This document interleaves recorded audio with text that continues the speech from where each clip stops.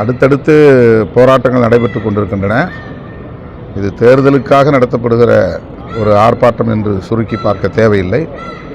தேர்தல் நேரத்திலாவது அழுத்தம் கொடுத்தால்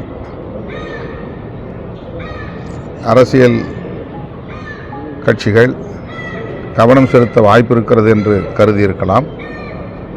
இதில் உள்நோக்கம் எதுவும் இல்லை. பொது நோக்கத்தின் அடிப்படையில் அனைத்து தரப்பாரும் முன்வைக்கிற கோரிக்கை. எனவே மத்திய மாநில அரசுகள் இதில் மெத்தனம் காட்டாமல் உரிய நடவடிக்கை மேற்கொள்ள வேண்டும். திருச்சிராப்பள்ளி ஒட்டுமொத்த தமிழகத்தின் மையப்பகுதியாக இருக்கிறது. 4 புறமும் இருந்தும் சாலைகள் இணையக்கூடிய ஒரு சந்திப்பாக இருக்கிறது. அதிலும் குறிப்பாக இந்த சாலை போக்குவரத்து நெரிசலுக்கு இடமளிக்கக்கூடிய வகையில் இருப்பதனால் சர்வீஸ் சாலை அமைக்க வேண்டியது மிக மிக இன்றியமையாத தேவையாக இருக்கிறது. எனவே அரசின் கவனத்தை ஈர்ப்பதற்கு இந்த போராட்டம் என்று நான் கருதுகிறேன்.